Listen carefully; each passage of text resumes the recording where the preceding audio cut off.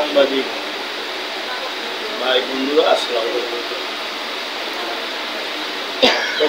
আসলে আজকে কোনো বিষয়বস্তু আমাদের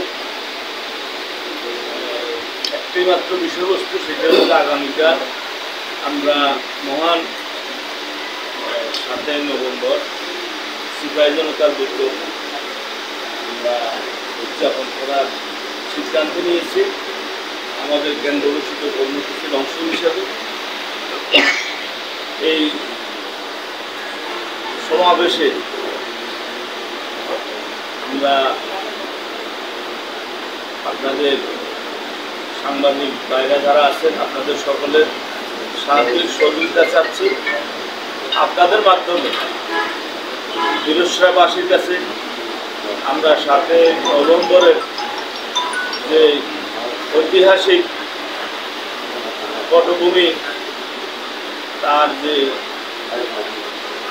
গুরুত্ব বীরশ্রাবাসী এবং তথা সমগ্র দেশবাসীর কাছে জানিয়ে দিতে চাই।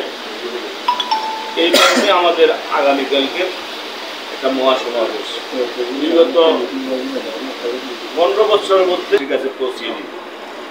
এটাই আগামীকাল আজকের আমাদের এই সমাবেশের আজকের মত বিনিময় মূল উদ্দেশ্য।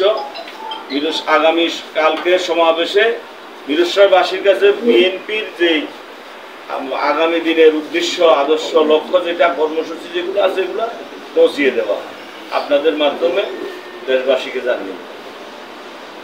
কষ্ট করে আপনারা সকলে উপস্থিত হওয়ার জন্য আপনাদের সকলকে বিএনপি পরিবারের পক্ষ থেকে আন্তরিক অভিনন্দন এবং মোবারকবাদ জানিয়ে আজকে আমার বক্তব্য দেখে আমি শেষ করছি। আসসালামু আলাইকুম।